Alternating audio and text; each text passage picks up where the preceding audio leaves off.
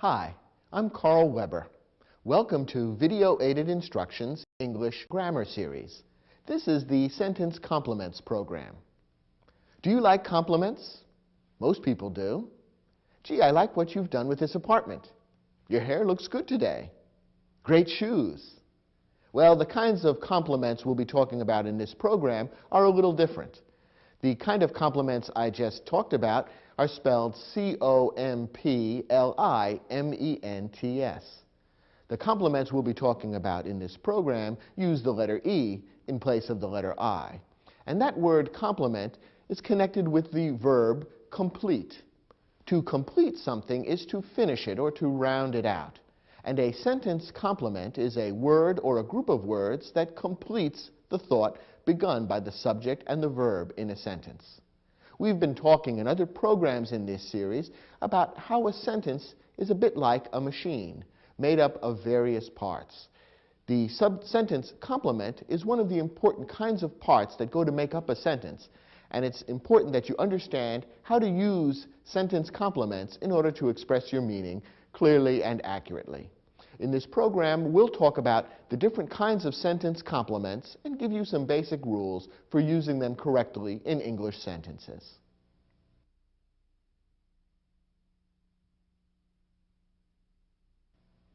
Before we can talk directly about sentence complements, we need to talk about three kinds of verbs in English.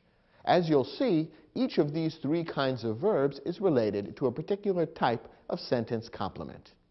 The three main kinds of verbs in English are transitive verbs, intransitive verbs, and linking verbs. Let's take a look at each. A transitive verb expresses action that passes from the subject of the verb to an object of the verb. As you recall, a verb is a word that expresses action or state of being. A transitive verb is always an action verb. The subject of the verb is the person or thing that does the action of the verb.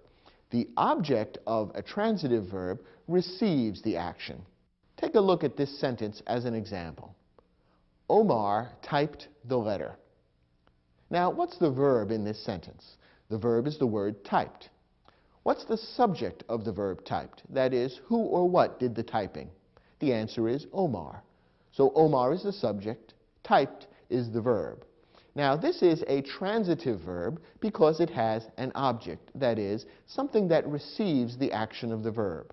Who or what receives the action of the typing in this sentence? The answer is letter. The word letter is a noun which is receiving the action of the verb typed, and therefore it's the object of the verb. Because the verb typed has an object which receives the action, we refer to typed as a transitive verb. Here's another example. Lorraine swam 20 laps. What's the verb in this sentence? The verb is swam. What's the subject of the verb swam? That is, who or what did the swimming? The answer, Lorraine. Lorraine swam. Now, what did Lorraine swim? That is, what receives the action of the verb swam in this sentence? The answer is laps. Laps is a noun which receives the action of the verb swam. It tells us what Lorraine swam. So laps is the object of the verb swam, and therefore, in this sentence, swam is a transitive verb, because only a transitive verb expresses action that passes from the subject of the verb to an object. Now, the second type of verb is an intransitive verb. As you may know, the prefix in English usually means not. It takes the meaning of the word and reverses it or negates it. So you might be able to guess that an intransitive verb is a verb that is not transitive, and that's exactly right. Here's the definition. An intransitive verb expresses action that does not have an object. We saw a moment ago that a transitive verb has an object which receives the action of the verb. An intransitive verb doesn't have such an object. Take a look at this sentence. Elliot slept. This is a short sentence, only 2 words, but it is a complete sentence. It has a subject and a verb, and it expresses a complete thought. In this sentence, the verb is slept, and the subject is Elliot. And the verb does not have any object. It expresses a complete thought without having an object. We don't need to ask, what did Elliot sleep? Because the meaning is complete without any object. Elliot slept, that tells us exactly what happened.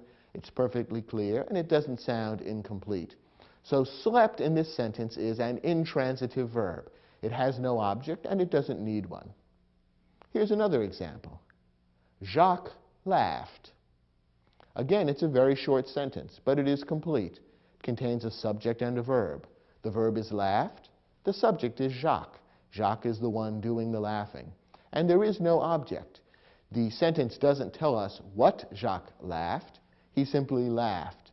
That's a complete thought, a complete idea in itself, and no object is needed. Once again, we're dealing with an intransitive verb in this sentence. The third type of verb is a linking verb. A linking verb expresses a state of being. It links the subject to another word in the sentence. Remember that our definition of verb explains that a verb is a word that expresses an action or a state of being. Both transitive and intransitive verbs express actions. A linking verb expresses a state of being. Rather than telling us what the subject does, it tells us what the subject is. The most common linking verb is be, and the word be in many different forms is found in lots of sentences. Some other common linking verbs are act, appear, seem, taste, and turn. And there are quite a few others. You can recognize a linking verb by the fact that what follows the linking verb and the subject of the linking verb are in some way the same. The linking verb is called a linking verb because it links those two things and in some way equates them or tells us that they are one and the same thing. Here are a couple of examples. Karim is a school teacher. We said a moment ago that the verb to be is the most common linking verb. Here's an example of a form of the verb to be. The verb is. What's the subject of the verb is? Karim. Karim is the one who is. And following the verb is, we're told exactly what Karim is. A teacher, or specifically a school teacher. So in this case, the subject Karim is being linked by the linking verb is to the word teacher. Karim is teacher. And the words a school are giving a little more information about what kind of teacher.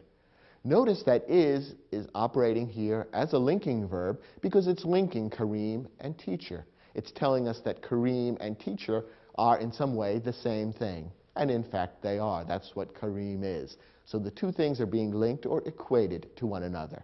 And that's how a linking verb works. As I've said, the verb to be is the most common linking verb, but there are a number of others. Here's an example. Leanna looked nervous. What's the verb in this sentence? The verb is looked. The subject is Leanna. That tells us who looked. And the word that follows looked is the word nervous. And this is being linked to Leanna by the linking verb looked. We can tell that in this sentence, looked is operating as a linking verb because Leanna and the word that follows, nervous, are being linked or equated with one another. We're being told that Leanna and nervous are in some way the same thing. And in fact, we know that Leanna is nervous. Notice that in this case, the verb looked, which is a linking verb in this sentence, is being used to mean almost the same as the verb to be. When we say that Leanna looked nervous, we're saying in a way that Leanna is or was nervous. So the verb looked is being used as a linking verb in a way that's similar to the way the verb to be is used.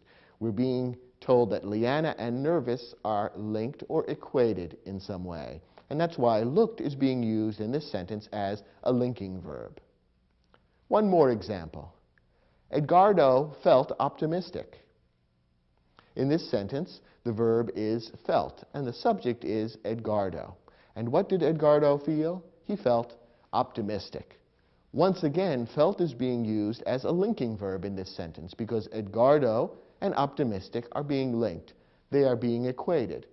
When we say that Edgardo felt optimistic, that's almost the same thing as saying he was optimistic. It's just putting a slightly different meaning on it.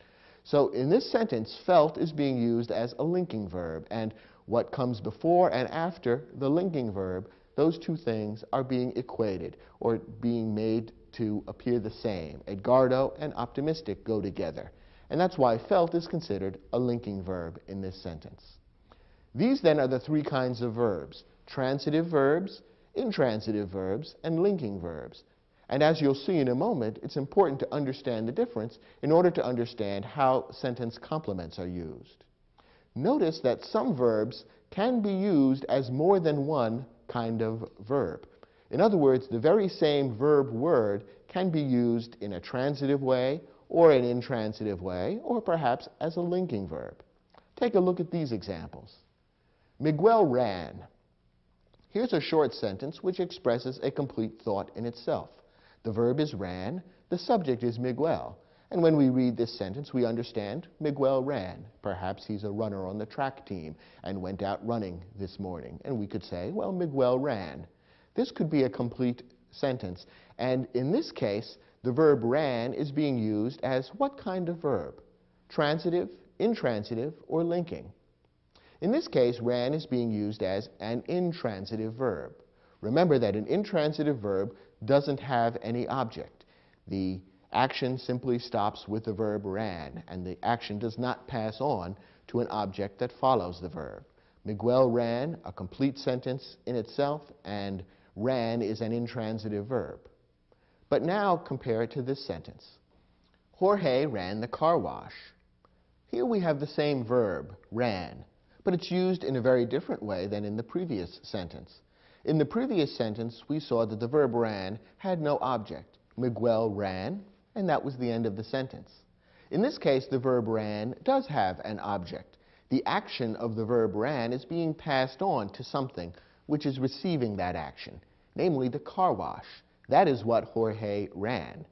So in this sentence, the verb ran, this very same verb that we saw a moment ago being used as an intransitive verb, is being used as a transitive verb, a verb that has an object which receives the action of the verb. So these two sentences show us that the same verb can sometimes be used as either a transitive verb or an intransitive verb. Here's another example of how the role played by the same verb may change from one sentence to the next. Anna grew tomatoes. In this sentence, the verb is grew. The subject is Anna. Now, what did Anna grow? Is there an object to the verb grew? Yes, there is. She grew tomatoes. So the noun tomatoes is the object of the verb grew. It receives the action of the verb. Therefore, what kind of verb is grew in this sentence? It's a transitive verb, because remember, only transitive verbs pass the action along to an object. Compare that with this sentence. Tova grew hungry. Here we have the same verb, grew, but the meaning is a little different, and the structure of the sentence is different. In this case, the verb grew doesn't have an object. This word hungry doesn't tell us a thing that Tova grew, the way Anna grew tomatoes. Hungry isn't a noun, and it doesn't name some object which receives the action of the verb grew. Instead, it tells us what Tova was. Therefore, what kind of verb is grew? In this case, grew is being used as a linking verb.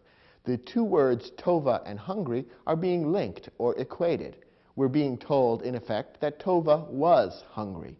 She grew hungry, that is, she got to be hungry over time, but in effect, the two things are being equated with one another. Tova was hungry. That's another way of saying almost the same thing as Tova grew hungry.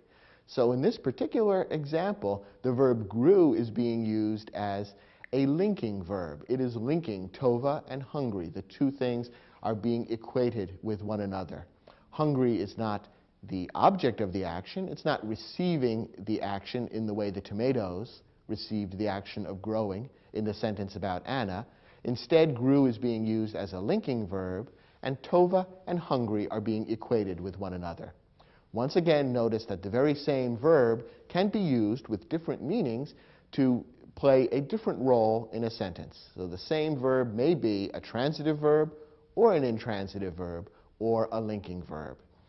You can't tell what type of verb a verb is just by looking at the verb in isolation. Instead, you have to look at it in the context of the sentence and understand how it's being used and how it relates to the words nearby.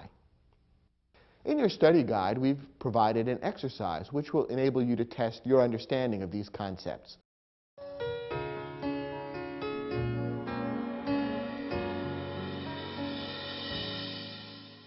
In this exercise, your job is to look at the underlined verb in each sentence and decide whether it's being used as a transitive verb, an intransitive verb, or a linking verb. Let's start with the first sentence. The author Earl Stanley Gardner wrote a number of books using the pen name A.A. Fair. Now in this sentence, the verb wrote is underlined. In order to determine whether it's a transitive verb, an intransitive verb, or a linking verb, you need to decide whether it's a verb of action or a verb of being. And if it's a verb of action, whether there is something in the sentence which receives the action of the verb. Well, in this case, wrote is being used as a verb of action. It is telling us something that the author Earl Stanley Gardner did. And is there anything in the sentence which receives the action of the verb wrote? That is, does the sentence tell us something that Earl Stanley Gardner wrote? The answer is yes. There is something that receives the action of the verb in this sentence. It's the word number. Or to give the entire phrase, it's a number of books. That's what he wrote. He wrote a number of books. And therefore, there is an object that's receiving the action of the verb. The verb wrote, its action flows through to a number of books. Therefore, wrote is being used as a transitive verb. Because remember, only a transitive verb has an object which follows it, which receives the action of the verb. Let's look at the next example. Upon closer examination, several spokes of the bicycle's rear wheel appeared broken. In this sentence, the verb appeared is underlined. Let's begin by asking, what's the subject of the verb appeared? The answer is the word spokes. Don't be misled by the fact that several words come between the word spokes and the word appeared. It's the spokes that appeared broken. What kind of spokes? The spokes of the bicycle's rear wheel. So that prepositional phrase, of the bicycle's rear wheel, simply modifies or gives more information about the spokes. That's not where the actual subject of the verb appears. The subject is spokes. So the spokes appeared broken. Now, in this case, is appeared being used as a verb of action or a verb of being? Well, it's being used as a verb of being because it's not telling us something that the spokes did. It's telling us something that the spokes were. Namely, they were broken. The word appeared is being used almost as the equivalent of the verb to be. And the two things are being linked. The spokes, which is the subject of the verb appeared, and the word broken, which comes after the verb, those two things are being linked, and we're being told that the spokes were broken. What comes before and after the verb are being equated in this sentence, so appeared is being used as a linking verb. Our next example. Ivan and Sasha danced together until 2 o'clock, when the band finally stopped playing. Now in this sentence, the word danced is underlined, so that's the verb that we want to focus on. What's the subject of the verb danced? The answer is Ivan and Sasha. Remember that the subject of a verb may be compound. That is, it may be two nouns that are joined by a word like and. So Ivan and Sasha are the subject of the verb danced. Now, does the verb danced here have an object which receives the action of the dancing? That is, are we being told something that Ivan and Sasha danced? Not in this sentence. We're being told that they danced together. That tells us how they danced. And we're being told that they danced together until 2 o'clock, which is a little more information about how they danced. The word together is an adverb because it gives more information about or modifies the verb danced. It tells us how they danced. And until 2 o'clock is a prepositional phrase that also gives us more information about how they danced. Neither one, however, is an object, and neither one is being linked to Ivan and Sasha. Neither one tells us what Ivan and Sasha were. Therefore, the verb danced, in this case, doesn't have an object, and it's not being used as a linking verb. It is an intransitive verb. Remember that an intransitive verb is a verb of action that doesn't have an object receiving the action, and that's the case in this sentence. The verb danced is being used here as an intransitive verb. Notice, by the way, that the verb danced can be used as a transitive verb. You could imagine a sentence in which there is an object receiving the action of the verb danced. For example, you could say, Ivan and Sasha danced the polka. In that sentence, the word polka would be receiving the action of the verb danced. It would be telling us what they danced. And we would have transformed the verb danced from an intransitive verb to a transitive verb, because there would be an object receiving the action of the verb. There is no such object in this sentence, and therefore the correct answer for this sentence in your exercise is intransitive. The next sentence. Even by modern engineering standards, the pyramids of Egypt remain an incredible achievement. The verb remain is underlined. What's the subject of the verb remain? What remain an incredible achievement? The answer is pyramids.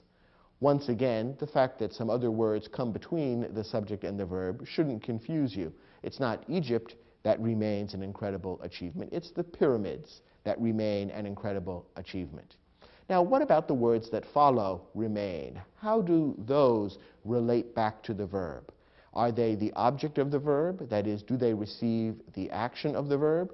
Or do they play some other role?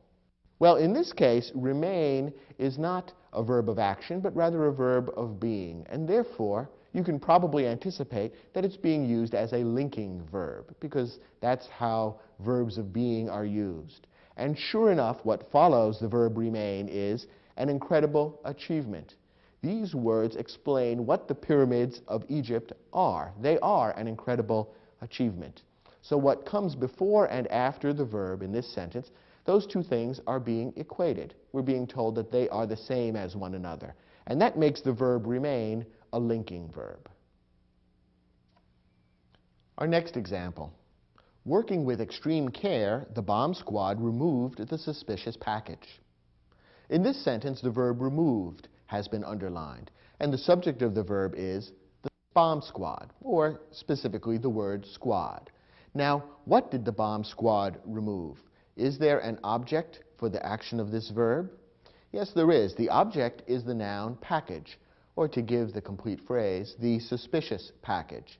So the package is receiving the action of the verb removed. It's telling us what they removed, and therefore package is the object of the transitive verb in this sentence. So for this last example in the exercise, the verb is being used as a transitive verb. Did you get all 5 of these questions right? I hope so. Let's turn now to Lesson 2.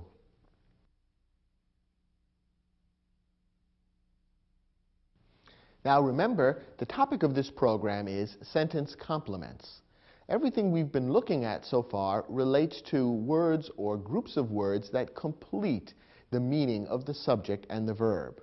In the next lesson and the ones to follow, we're going to be talking about different kinds of subject complements. First, direct objects. A direct object is a noun or a pronoun that receives the action of a transitive verb.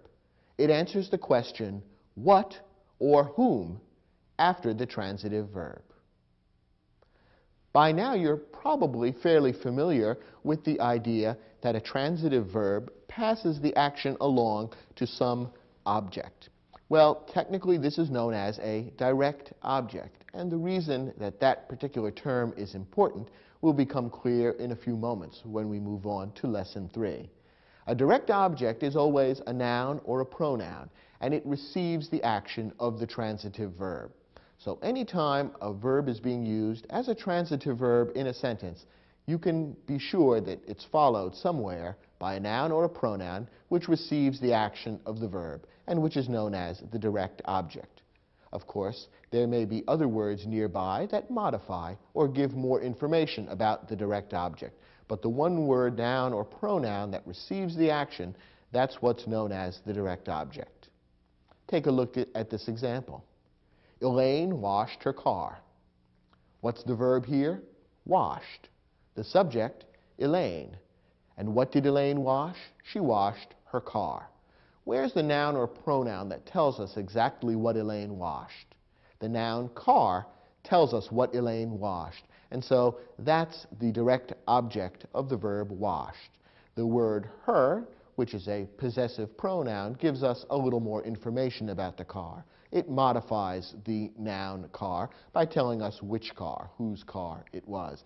But the word car, that noun, is the direct object. It receives the action of the transitive verb washed. One more example. Derek applauded the band. What's the verb here? Applauded. The subject of the verb? Derek. And who or what did Derek applaud? Well, Derek applauded the band. So band, that noun, is the direct object of the transitive verb applauded. The article, is thrown in to give a little more information, to modify the band, to tell us which band. But the word band, that noun, is the direct object of the verb applauded. One more thing to realize about direct objects: they may be compound. We've already seen in this series that both subjects and verbs may be compound. That is, more than one word may be part of the subject and the verb, and the two or more subjects or verbs would then be joined by a coordinating conjunction, such as and. The same can be done with direct objects. That is, one sentence, one verb, may have more than one direct object, and the two or more direct objects would be joined by a coordinating conjunction, such as and. Here's an example. Dawn bought a blouse and a pair of shoes. What's the verb in this sentence? The verb is bought. The subject, Dawn. She's the one who did the buying. Now, is there anything in the sentence that tells us what Dawn bought? Anything that receives the action of the buying? Well, the answer is there are really two things that Dawn bought. She bought a blouse and a pair of shoes. The two main nouns in those phrases would be the direct objects, blouse and pair. The other words that are there give us a little more information. What kind of blouse? A blouse. What kind of pair? A pair, and a pair specifically of shoes. So those other words give us more information about what kind of blouse and what kind of pair. Those two nouns, blouse and pair, are the two words that both go to make up the direct object in this sentence.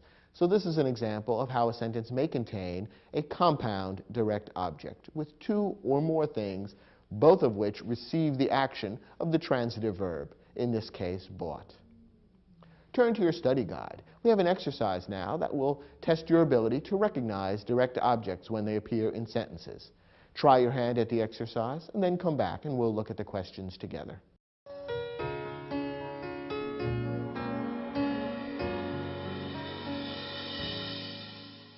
In this exercise, your assignment was to decide whether a direct object appears in the sentence. Not all of the sentences contain direct objects. In order to decide whether there's a direct object or not, you need to begin by finding the verb and then looking to see whether there's a word that receives the action of the verb. Let's begin. The voters in Lincoln County have selected Anderson for the state legislature 4 times in a row. Let's begin by finding the verb in this sentence. The verb is have selected. Remember that some verbs contain more than one word, in which case we refer to it as a verb phrase. In this sentence, have selected is the verb phrase, which gives the action to the sentence. What is the subject of the verb have selected? That is, who or what is doing the selecting? The answer is the voters. The voters are the one who have selected. Now, is there any word that receives the action of the verb have selected? That is there any word that answers the question what or whom after the verb have selected? Well, the answer is the voters have selected Anderson. Anderson receives the action of the verb have selected, and therefore Anderson is the direct object of the verb in this sentence. The next example. General Sullivan led a fascinating tour of the historic Civil War battlefield in Gettysburg, Pennsylvania. Once again, what's the verb? The verb is led. The subject of the verb is General Sullivan. General Sullivan is the person who led. Now, what did General Sullivan lead? What or whom did he lead? Is there a word that answers that question? That is, a word which receives the action of the verb led? Yes, what he led was a tour, specifically a fascinating tour. But the noun tour is the key word. That's the direct object of the verb led. It tells us what General Sullivan led. The other words there, fascinating, give more information about the tour. They tell us what kind of tour it was. Notice that all the other words that follow the word tour in this sentence again go to give more information about the action. They don't receive the action directly, they just give more information about it. What kind of tour was it? It was a tour of the historic Civil War battlefield. And where was that battlefield? In Gettysburg, Pennsylvania. Those two groups of words are prepositional phrases, and the prepositional phrases give more information about the action. They don't receive the action of the verb directly. One tip when you're looking for the direct object of a verb is that the direct object will never be found in a prepositional phrase. The prepositional phrase may give more information about the object, but the prepositional phrase will never contain the object of the verb. That's how we know that those words of the historic Civil War battlefield in Gettysburg, Pennsylvania, don't contain the direct object. The direct object is the word tour. Next example. Paula exercised in the weight room at the local gymnasium 3 times a week this past summer. What's the verb here? The verb is exercised. What's the subject? Who did the exercising? Paula. Paula exercised, that's the subject and the verb. Now, is there a word that receives the action of the verb exercised? That is there a word that answers the question, Paula exercised what? Or Paula exercised whom? Well, the answer is there is no word that answers that question. We're not told, for example, that Paula exercised her dog, or Paula exercised her rights. Either of those might be the direct object of the verb exercised, but we're not told that at all. Paula exercised, and the action ends with the word exercised. All the other words in the sentence give more information about how and where and when she did the exercising, but they do not receive the action of the exercising. Therefore, there is no direct object for the verb exercised in this sentence. Remember, that means that the verb exercised is an intransitive verb. It doesn't have a direct object which receives the action. Next example. The theories of Isaac Newton revolutionized physics and astronomy. The verb here is revolutionized. What's the subject? The subject is theories. It was the theories that revolutionized. And what did they revolutionize? That is, what receives the action of the verb revolutionized? Well, in this case, there are 2 things that were revolutionized, physics and astronomy. So both of those words are part of the direct object of the verb revolutionized. So we have, in this sentence, a compound direct object. Remember, a direct object can include 2 or more things, joined usually by a coordinating conjunction, like and. So in this sentence, there are 2 direct objects joined by the word and, physics and astronomy. Our last example. Benjamin Franklin's first job was working as an apprentice in a printing shop. What's the verb in this sentence? The verb is was. And perhaps you could recognize right away that this is not the kind of verb that has a direct object.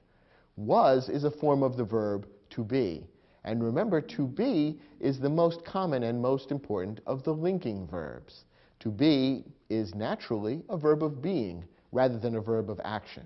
And remember that only verbs of action can be transitive verbs. Only verbs of action can pass their action along to a direct object. So this particular sentence does not have a direct object. It's the second example in this exercise of a sentence that doesn't have a direct object.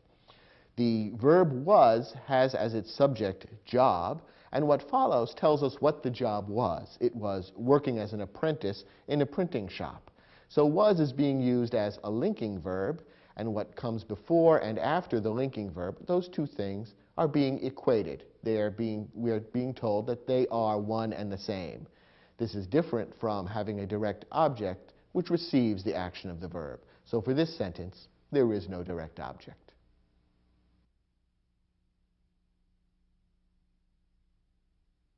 We've been talking about direct objects which receive the action of the verb. There's another type of object that a verb may have. It's called an indirect object. An indirect object is a noun or a pronoun that answers the question, to what, to whom, for what, or for whom, after a transitive verb. An indirect object comes between the verb and the direct object in a sentence. The sentences we've been looking at so far under the heading of direct objects contain a subject, a transitive verb, and then a direct object which receives the action of the verb. Some sentences that contain transitive verbs also contain indirect objects. Not all, not even most, but some sentences will contain that indirect object as well. The indirect object tells us to whom or for whom the action has been done, and the indirect object actually appears in the sentence between the verb and the direct object. If this sounds a bit confusing, look at this example, which should make it all very clear. Andrea told her mother the good news. What's the verb in this sentence? The verb is told. That tells us what was done. And who or what is the subject? Andrea. Andrea is the one who did the telling. Now, what's the direct object of the verb told? That is, what did Andrea tell? Andrea told what? She told the good news. The noun news specifically is the direct object. That's what Andrea told. However, we notice there's another noun, her mother. That phrase has been stuck in between the direct object and the verb. What role does her mother play? Her mother is the indirect object. That answers the question, to whom Andrea told the good news. So the direct object is news. That's what Andrea told. And her mother is the indirect object. That's the person to whom the news was told. So you notice that a specific type of transitive verb is necessary to make an indirect object make sense. A verb like tell is one that makes sense as having an indirect object, because it's the kind of verb where you would do the action to someone or for someone. You tell someone some news. That is, you tell the news to a particular person. So in this case, mother, that noun, is the indirect object of the transitive verb told. And notice that the indirect object has been placed in between the verb and the direct object. When you learn English, that's one of the things that you learn, perhaps unconsciously. Little children who are learning English at their mother's knee never learn this rule, that is, that an indirect object appears in such and such a place in the sentence, but somehow, just from hearing hundreds and thousands of English sentences, they come to understand that a noun or pronoun that's been placed in that location in a sentence is serving in that way. It's answering the question, to what, to whom, for what, or for whom, and therefore it's serving as the indirect object. Here's another sentence to illustrate how this works. Stuart bought Donna a bouquet of flowers. The verb is bought. The subject is Stuart. Stuart did the buying. And what did Stuart buy? That is, what's the direct object? He bought a bouquet, specifically a bouquet of flowers. But the noun bouquet is the direct object of the verb bought. Now, for whom or to whom did he buy the bouquet? Well, he bought the bouquet for Donna. And by simply inserting the word Donna there in between the verb and the direct object, we know that Donna is serving as the indirect object. Donna tells us for whom Stuart bought the bouquet. So Donna is the noun which serves as the indirect object in this sentence. Both of the examples we've looked at so far happen to use nouns as indirect objects, but a pronoun could be used equally well. So that, for example, that same sentence could read, Stuart bought her a bouquet of flowers. In this case, the pronoun her would substitute for Donna, and it would also act as the indirect object. An indirect object would always be a noun or a pronoun, but it could be either one. Notice that an indirect object is not the object of a preposition. We've said that the indirect object answers the question to what, to whom, for what, or for whom. Each of those phrases, to what, to whom, for whom, is in fact a prepositional phrase, because to and for are prepositions, and the noun or pronoun that follows them makes up, with the preposition, a prepositional phrase. However, when you actually use the prepositional phrase in a sentence, then you no longer have an indirect object, even though the meaning is exactly the same. Grammatically, it would be considered something different and would be treated differently grammatically. Let me illustrate what I mean. Look at this sentence. Ray told his little sister a story. The verb is told, the subject is Ray. The direct object, that is, what did Ray tell, is story. That's what Ray told. Now, to whom did he tell the story? Answer, sister, his little sister more specifically. So sister is the indirect object, and it's placed just where it is supposed to be, between the verb and the direct object. Now, here's another sentence that says the same thing, but doesn't contain an indirect object. Ray told a story to his little sister. In this sentence, we have the same verb, told, and the same subject, Ray. We even have the same direct object, story. That's what Ray told. Now, to whom did he tell the story? Well, he told his little sister. But in this case, little sister is not appearing as an indirect object. Notice that it's not placed between the verb and the direct object.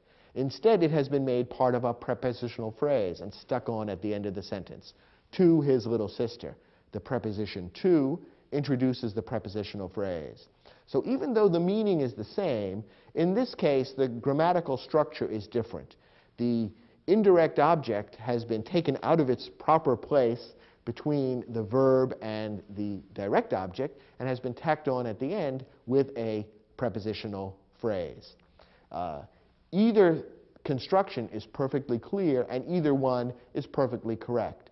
We simply want to differentiate them so that you'll understand the difference between an indirect object and the object of a prepositional phrase. The meaning is the same, but grammatically they are different, and different rules would apply. Finally, an indirect object may be compound. Just as a direct object may include two or more things joined by a coordinating conjunction, the same can be true of an indirect object. Look at this sentence. Ms. Powell gave her mother and father a beautiful anniversary gift. What's the verb here? Gave. The subject, Ms. Powell. And what did Ms. Powell give? That is, what's the direct object? The answer, gift. She gave a gift, specifically a beautiful anniversary gift. Now, to whom did she give the gift? That is, what's the indirect object of the verb gave? The answer is mother and father. There are two indirect objects in this sentence because there are two people to whom the gift was given. Those two words, mother and father, joined by the coordinating conjunction and, go together to make up a compound indirect object in this sentence. Try your hand at the next exercise in your study guide, which will give you a chance to practice the skills and information we've just shared with you.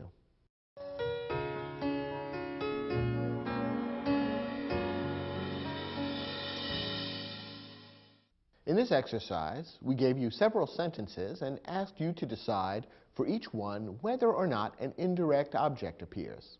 Let's take a look at them one by one. First, Moesha wrote her grandmother a long letter thanking her for the birthday gift. It's usually a good way to start to look for the verb in a sentence like this and then work from the verb outward. What's the verb in this sentence? The answer is wrote. Wrote is the word that contains the action of the sentence. And who or what is the subject? Who did the writing? The answer, Moesha. Now, is there a direct object? That is there something in the sentence which tells us what Moesha wrote? Something that receives the action of the verb wrote. Yes, what Moesha wrote was a letter, specifically a long letter. So the word letter is the direct object of the verb wrote. It tells us what Moesha wrote. Now the tricky question. Is there an indirect object? That is there something in the sentence that tells us to what, to whom, for what, or for whom the letter was written? Well, the letter was written to Moesha's grandmother. And that noun, grandmother, appears in the sentence between the verb and the direct object. Therefore, it's in the right place for an indirect object. And that, in fact, is what it is. So the noun grandmother is the indirect object here. It answers the question, to whom Moesha wrote the letter. And that's the answer for this first question. Next, after 2 days of debate, the town council awarded the road maintenance contract to a company owned by several local citizens. It's a long, complicated sentence, but let's break it down piece by piece, and I think you'll find it's not that difficult to understand. First, what's the verb? What's the action that's happening in this sentence? The answer is awarded. Who or what is the subject of the verb awarded? Who did the awarding? The answer, council, or more specifically, the town council. So council is the subject. Now, is there a direct object? Is there a word that tells us what the town council awarded? Yes, the answer is contract. They awarded the contract, or more specifically, the road maintenance contract. Now, what about an indirect object? Is there a word or phrase that answers the question to whom or to what the road maintenance contract was awarded? Well, the answer in a way is yes, the contract was awarded to a company owned by several local citizens. But this is not being used as an indirect object. Remember, an indirect object would have to be placed between the verb and the direct object. And that's not where the company is placed. The company instead is tacked on at the end of the sentence. Furthermore, notice that the company is mentioned in a prepositional phrase.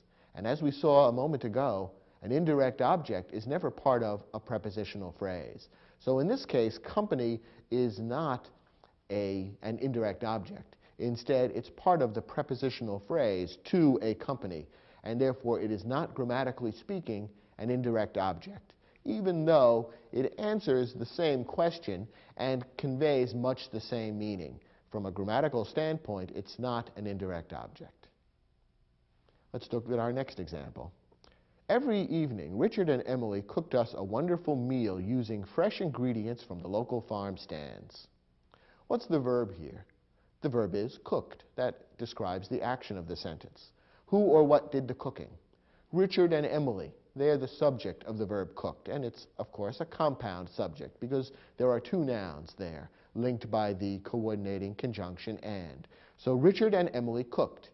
Now, what did they cook? That is, what's the direct object of the verb? What they cooked is a wonderful meal. So the noun meal is the direct object. Now, is there an indirect object, a word that appears between the verb and the direct object, which answers the question to what, to whom, for what, or for whom? Yes, the answer is us. The pronoun us answers the question for whom the wonderful meal was cooked. Lucky us. So us, that pronoun, is the indirect object. It answers the question for whom the meal was cooked, and it appears between the verb and the direct object. So us, that pronoun, is the indirect object in this sentence. Next example. Each candidate prepared a written statement for the selection committee. What's the verb here? The verb is prepared. Who or what did the preparing? Each candidate. So the verb is prepared. What's the direct object? That is, do we know who or what the candidates prepared? Well, they prepared a written statement. So the noun statement is the direct object. Is there an indirect object, a word appearing between the verb and the direct object, which tells to whom or for whom the statement was prepared? The answer is no. There is no indirect object here. Once again, as in a previous example, we have an answer to the question for whom the statement was prepared, but it appears in the form of a prepositional phrase at the end of the sentence, rather than as a true indirect object. So the selection committee is the object of the preposition for, and that's simply a prepositional phrase that gives more information about the action. It really doesn't serve grammatically as an indirect object. So this sentence is another example of one that doesn't contain an indirect object. Our last example. 2 minutes before game time, the coach gave her players a final reminder about the crucial importance of teamwork. What's the verb in this sentence? The verb is gave. Who or what gave? The coach gave. So coach is the subject of the verb gave. Now, who or what did the coach give? What is the direct object of the verb gave? Well, what the coach gave was a reminder, specifically a final reminder. So reminder is the direct object of the verb gave. Now, does the sentence contain an indirect object, a word that tells us to whom or for whom that reminder was given? Yes, the answer is her players. So the noun players, which does appear between the verb and the direct object, is the indirect object in this sentence. It answers the question to whom the coach gave the reminder, and it appears in the proper location in the sentence, and therefore players is the indirect object in this sentence.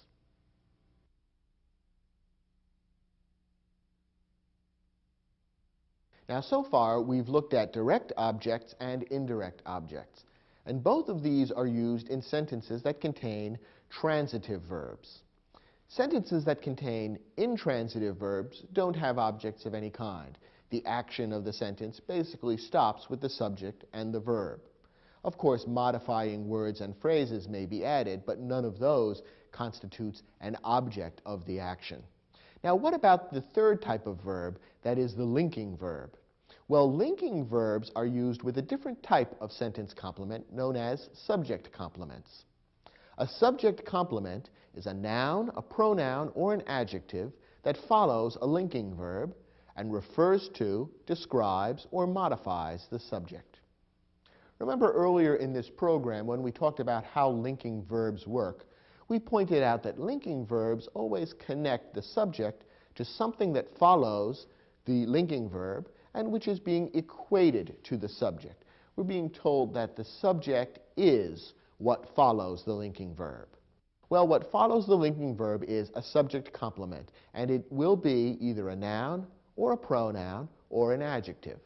Of course, other modifying words and phrases may be added, but when you're looking for the subject complement, you want to look for a noun, a pronoun, or an adjective following the linking verb, which is in some way being equated to or linked to the subject. Here are some examples. Virginia Woolf was a novelist. Was is the verb in this sentence, and it's a linking verb. As we've said many times, the most common linking verb is the verb to be, and was is a form of the verb to be. The subject of was is Virginia Woolf, a particular woman's name. So Virginia Woolf was, and what follows is the subject complement. The noun novelist describes or modifies the subject Virginia Woolf. It gives us more information about Virginia Woolf. It tells us what Virginia Woolf was, specifically a novelist. So was, the linking verb, is linking Virginia Woolf and novelist and telling us that the two things were equated to one another. Virginia Woolf was a novelist. The two things are one and the same. So this is a classic example of a linking verb being used to connect the subject to a noun, novelist, which is the subject complement. Here's a different example. The world's greatest bullfighter is he. What's the verb here? The verb is. It's another form of the common linking verb to be. What's the subject of the verb is? The subject is bullfighter. That's the noun, which is the subject of the verb, and the other words there give more information about bullfighter. Which specific bullfighter? The world's greatest bullfighter. Now, what follows the linking verb is the subject complement. We said that a subject complement may be a noun, a pronoun, or an adjective. Here's an example of a pronoun being used as the subject complement. He. This is a rather unusual kind of subject complement. You probably don't hear a lot of sentences like this. And indeed, pronouns are the most unusual kind of subject complement. But we thought we ought to give you this sentence because we've made the point that a subject complement may be a noun or a pronoun or an adjective. So here's an example using a pronoun, he, as the subject complement. Notice that the pronoun he rather than him is correct. We have a separate program in this series which talks all about using pronouns correctly. And we'll talk about pronoun case in that program. And pronoun case is what differentiates he from him. When a pronoun is being used as a subject complement, you would use what's called the nominative case, which is he rather than him. And that's technically why he is correct. This kind of sentence doesn't come up very often. Perhaps the most common situation in which the use of a pronoun as a subject complement comes up would be when you knock on someone's door and they say, "Who's there?" and you respond, "It is I." That would be a common use of the pronoun I as a subject complement. And because it's a subject complement, you want to use the nominative case I rather than me. So "it is I" is correct rather than "it is me." It's a small matter, doesn't come up a lot, but we've covered it now, and we're ready to move on to our third example of a subject complement. Sandra looked happy. Here, the verb is looked. The subject is Sandra. And looked in this case is being used as a linking verb because what follows isn't receiving the action of the verb, but rather it's equating or being equated to the subject. What follows is the adjective happy, which describes, modifies, refers to, or gives more information about the subject. We're being told that Sandra was happy. So Sandra and happy are being equated to one another. We're being told those two things are one and the same, Sandra and happy. So looked is acting here as a linking verb, and what follows is an adjective being used as the subject complement. So once again, a subject complement follows a linking verb, and it can be either a noun or a pronoun or an adjective. And just like the other forms of sentence complements that we've looked at in this program, a subject complement may be compound. In other words, there may be more than one word included in the subject complement, and the two or more words would normally be joined by a coordinating conjunction. For example, Gary is a singer and a dancer. Here we have the linking verb is linking the subject Gary to two words which are nouns, which are the subject complements, singer, dancer. One more example. My favorite sports teams are the Denver Nuggets and the Colorado Rockies. Here the linking verb is are. Teams is the subject, more specifically, my favorite sports teams. And there are two nouns that serve as subject complements, Denver Nuggets and Colorado Rockies. Another example of how the subject complement can be compound. Try your hand at the next exercise in your study guide, which will give you a chance to practice the skills and information we've just shared with you.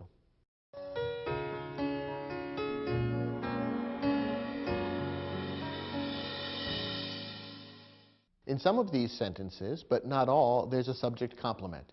Let's look at each one and see if we can locate the subject complement.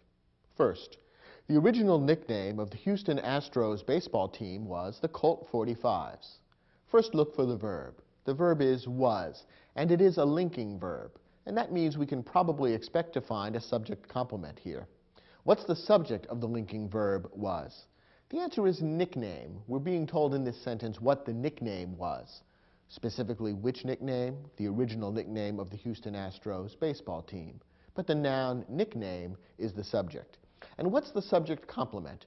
Where are we told what that nickname was? The answer is the Colt 45s.